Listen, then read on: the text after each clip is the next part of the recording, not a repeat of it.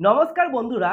তো তোমরা জানো যে পশ্চিমবঙ্গে এসআইআর চলছে, কিন্তু আদৌ কি এই এসআইআরটা সঠিকভাবে হচ্ছে?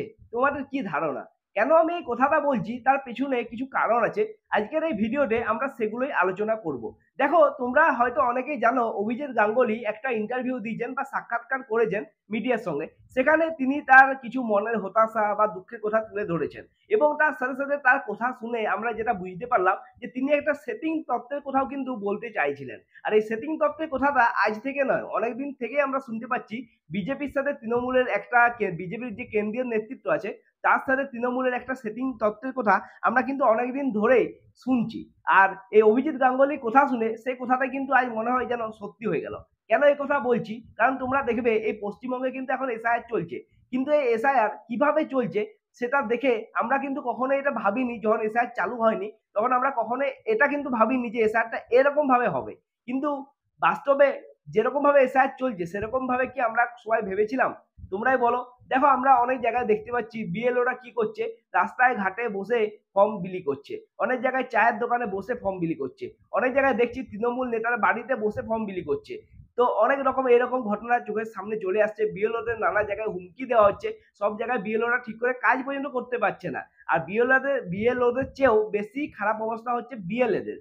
তাদের মানে বিজেপির যারা বিএলএ আছে তাদের অবস্থা তো খুবই সঙ্গীন। তোমরা দেখছিলে অনেক জায়গায় তাদেরকে মার খেতে হচ্ছে, অনেক জায়গায় তাদের গোলায় জুতোর মালা পরিয়ে দেওয়া হচ্ছে, এবং অনেক জায়গায় তাদেরকে সঙ্গে আসতেই দেওয়া হচ্ছে না। তো এরকম পরিস্থিতিতে এসআইআর কি সত্যি আদৌ ঠিকভাবে হচ্ছে, এই প্রশ্নটা উঠে যায়। আর এটার থেকে আরেকটা প্রশ্ন আসে, যেটা হচ্ছে এই যে সেটিং তত্ত্ব, যেটা আমি বলছিলাম। এই জ্ঞানেশ কুমার বা নির্বাচন কমিশনের সাথে তৃণমূলের কি একটা সেটিং তত্ত্ব আছে? তোমাদের কি মনে হয়? কেন বলছি? কারণ তৃণমূলের তো আর টাকার অভাব নেই, এদের প্রচুর টাকা। তোমরা দেখবে যে একটা আঞ্চলিক দল হওয়া সত্ত্বেও এরা কিন্তু বিজেপির পরে সবচেয়ে বেশি ফান্ডিং পায়। এমনটা নয় যে পায় না। যদিও বিজেপি হলো একটি রাষ্ট্রীয় দল, তো এখানে বিজেপি তো অনেক রাজ্যে অনেক জায়গায় সরকার আছে, তাই এদের একটা রাষ্ট্রীয় দল, এদের তো টাকা সবচেয়ে বেশি হবে।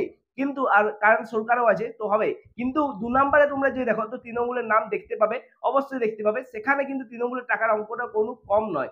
তো অনেক জায়গা থেকে প্রশ্ন উঠছে যে তৃণমূলের সাথে কি জ্ঞানেশ কুমারের কোনো একটা সেটিং হয়ে গেছে, যে তারা এই যে জ্ঞানেশ কুমার এই এসআইআর নিয়ে যে এত সব প্রহসন চলছে তারা কি দেখতে পাচ্ছে না, বা সে কি দেখতে পাচ্ছে না, বা দেখেও কি চোখ কান মুখ সব বন্ধ রেখেছে? আরেকটা প্রশ্ন উঠছে, এই যে বিজেপির যে কেন্দ্রীয় নেতৃত্ব আছে তারা কি চোখ কান বন্ধ রেখেছে? কারণ তোমরা দেখবে বিজেপির কেন্দ্রীয় নেতৃত্বের তরফ থেকে সেরকম কিছু প্রতিবাদ আমরা দেখতে পাচ্ছি না। আমরা এই রাজ্যের নেতৃত্বের কথা বলছি না, সুকান্ত মজুমদার বা শুভেন্দু অধিকারী ওনাদের কথা বলছি না। শুভেন্দু অধিকারীর মুখও কিন্তু একটা সময় আমরা শুনেছিলাম যে তারা কিন্তু মানে শুভেন্দু অধিকারী নিজেও কিন্তু সেরকম খুশি ছিল না রাজ্যপালের উপর। তোমরা দেখেছিলে তো? শুভেন্দু অধিকারী নিজেই বলেছিলেন।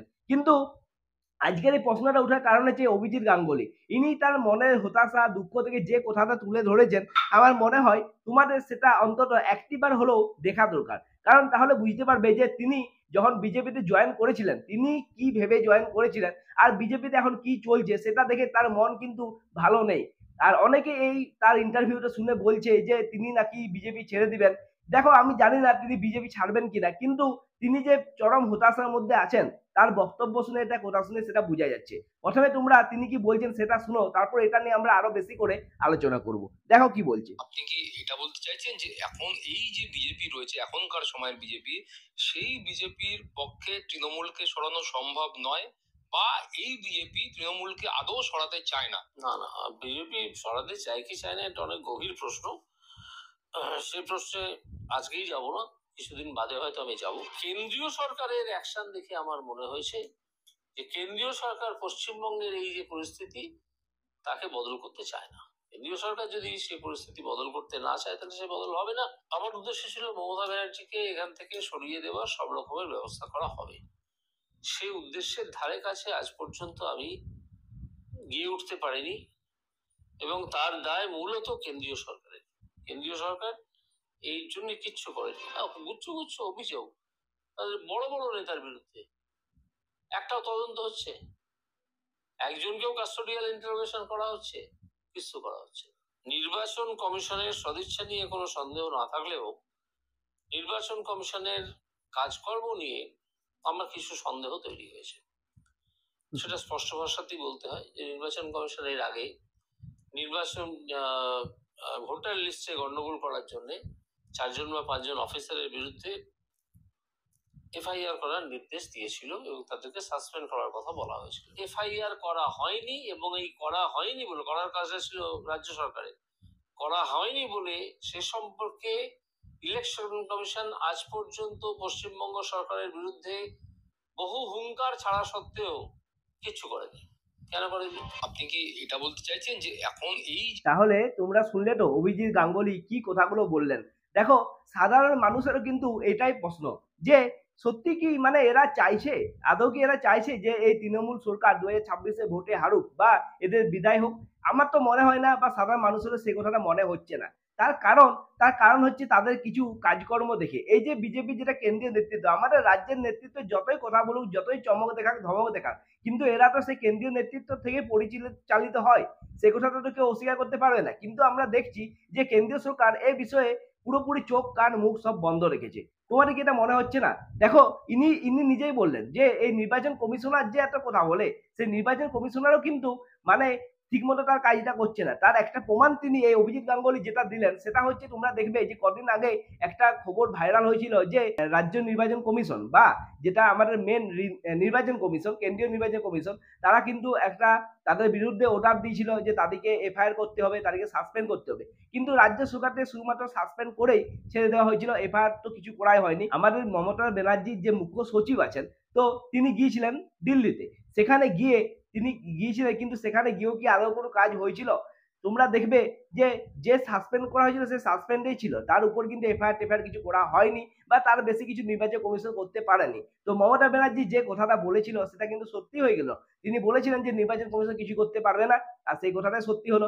আর আমরাও দেখেছি এর আগে যখন এসআইআর এর কাজ শুরু হয়নি, তার আগেও কিন্তু মমতা ব্যানার্জি হোক বা তৃণমূলে অনেক লোকেরাই বলেছিল যে এই বিএলওদের বা বিএলএ যারা কাজ করবেন তাদেরকে বলেছিল, বিএলও যারা কাজ করবেন তাদেরকে বলেছিল যে তোমরা সবাই কিন্তু রাজ্য সরকারের আন্ডারে কাজ করো। এই কথাটা কিন্তু ভুলো না। তো এই কথাটা সত্যি এখন বিএলওরা যে কাজ করছে তারা যে আদৌ কতটা সঠিকভাবে বা নিরপেক্ষভাবে কাজ করবে, এটা নিয়ে সত্যি সন্দেহ একটা জায়গাটা উঠেই আসছে। আর তাছাড়া তোমরা দেখবে যে আমি কেন বলছি যে এই বিজেপি যে কেন্দ্রীয় নেতৃত্ব আছে তারা চায় না, আদতে তারা চায় না যে এই রাজ্যে কিছু পরিবর্তন হোক। কেন বলছি? কারণ তোমরা দেখবে দিল্লিতে আবগারি দুর্নীতি নিয়ে তাদের যে মুখ্যমন্ত্রী ছিল তাকে জেল পাঠিয়ে দেওয়া হলো, মানে অরবিন্দ কেজরিওয়ালের কথা বলছি। কিন্তু আমাদের পশ্চিমবঙ্গে এত দুর্নীতি, এত ঝুড়ি দুর্নীতি। এখন লেটেস্টও বালি ব্যবসা নিয়ে, বালি নিয়ে দুর্নীতির কথা চলছে না? আর তার সাথে সাথে এসএসসি দুর্নীতি যেটা এত বড়, সেখানে কি হলো, সরকার যে সরাসরি যুক্ত আছে এই দুর্নীতির সাথে, সেটা তো প্রাতিষ্ঠানিক দুর্নীতি।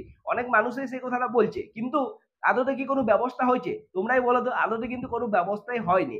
একজন মাত্র মন্ত্রীকে জেলে ঢুকিয়ে, সেও কিন্তু জামিন পেয়ে গেল। তো একজন মাত্র মন্ত্রীকে জেলে ঢুকিয়ে তাকে এই ব্যাপারটা ধামাচাপা দেওয়ার একটা চেষ্টা চলছে। কিন্তু সেক্ষেত্রেও আমাদের কেন্দ্রীয় নেতৃত্ব বা কেন্দ্রীয় যে সমস্ত সংস্থা আছে তারা যে সেরকম স্টেপ নিচ্ছে বা ব্যবস্থা নিচ্ছে, এটা কি আদতেও তোমাদের মনে হচ্ছে? একবারও হয়নি না। তো এই কথাটাই সাধারণ মানুষ বলছে, এটা নিয়ে সাধারণ মানুষের রীতিমতো চর্চা হয়, আলোচনা হয়। চায়ের দোকানে হোক, রাস্তায় হোক, ট্রামে হোক, বাসে হোক, ট্রেনে হোক, সব জায়গাতে এসব নিয়েই কথা চলছে বা আলোচনা হচ্ছে। আর সবার মনে একটা প্রশ্ন এখন জাগছে, যেমনটা অভিজিৎ গাঙ্গুলির মনেও জেগেছে, যে এদের মধ্যে কি একটা সেটিং আছে, সে নির্বাচন কমিশনের সাথে তৃণমূলেরই হোক বা তৃণমূলের সাথে বিজেপিরই হোক। তোমাদের কি এই কথাটা মনে হচ্ছে না? আমি অনেক ভেবে চিনতে অনেক কথা ভাবলাম, তারপর আমারও এই কথাটা মাথায় এলো যে হ্যাঁ, হতে পারে এদের মধ্যে একটা কিন্তু সেটিং কিছু একটা আছে। কারণ তাছাড়া তোমরা আরেকটা জিনিসও দেখতে পাবে বা লক্ষ্য করবে যে পশ্চিমবঙ্গ ছাড়াও কিন্তু আরো অনেক রাজ্যে এসআইআর হচ্ছে, আর সেখানে কিন্তু কোনো একটা গন্ডগোল বা বিশৃঙ্খলার খবর আমরা শুনতে পাচ্ছি না। ঠিক আছে, কিন্তু পশ্চিমবঙ্গের ক্ষেত্রে যত বিশৃঙ্খলা, যত গন্ডগোল, যত মারপিট, সব আমরা এখানে দেখতে পাই। আর তাছাড়া আরেকটা জিনিসও খেয়াল করবে, এই যে ভোট, বিহারে তো ভোট হলো না, এক দফার ভোট হয়ে গেল। সেই ভোটে কোটা গন্ডগোলের খবর, কোটা মারপিটের খবর, কোটা খুনোখুনির খবর সামনে এসছে, একটাও আসেনি। কিন্তু এই পশ্চিমবঙ্গে 2026-এ ভোট হবে, তখন কি হবে সেটা তোমরা নিজের চোখেই দেখে নিবে। তাহলে সেটা থেকে বুঝতে পারা যাচ্ছে যে এদের মধ্যে কি একটা সেটিং আছে, যে এরা চাইছে রাজ্যে যেমন তৃণমূল আছে, তৃণমূল থাকুক, কেন্দ্রে বিজেপি যেন থাকে। আর এদের মধ্যে মানে ভিতরে কেন্দ্রীয় নেতৃত্বের সাথে মমতা হোক বা অভিষেক হোক, ঠিক আছে, এদের মধ্যে কি একটা সেটিং তত্ত্ব চলছে? সেটা কি তোমাদের মনে উঠে না? প্রশ্নটা উঠে না? তোমরা সেটা অবশ্যই কমেন্ট করে জানাও। আমার যেটা ধারণা, যেটা মনে হলো, সেটা আমি তোমাদের সাথে শেয়ার করলাম। এরপর তোমাদের পালা, তোমরা বলো কমেন্ট সেকশনে তোমাদের কি মনে হয়। আমি অবশ্যই দেখতে চাইবো, জানতে চাইবো তোমরা কি ভাবছো এই ঘটনাটা নিয়ে, বা এই অভিজিৎ গাঙ্গুলি যে কথাগুলো বলেছেন, এটা কি সাধারণ মানুষের মনের কথা নয়? তোমাদের মনে হয় না? সেটা অবশ্যই কমেন্ট করে জানাও। আর এই ভিডিওটা যদি তোমাদের ভালো লাগে বা পছন্দ হয়ে থাকে তাহলে অবশ্যই একটা লাইক দিও, একটা লাইক দিয়ে সাপোর্ট করো, চ্যানেলটা সাবস্ক্রাইব করো। ঠিক আছে, যদি এরকম ভিডিও আরো দেখতে চাও প্লিজ চ্যানেলটা সাবস্ক্রাইব করো। দেখা হবে নেক্সট ভিডিওতে, ততক্ষণের জন্য নমস্কার।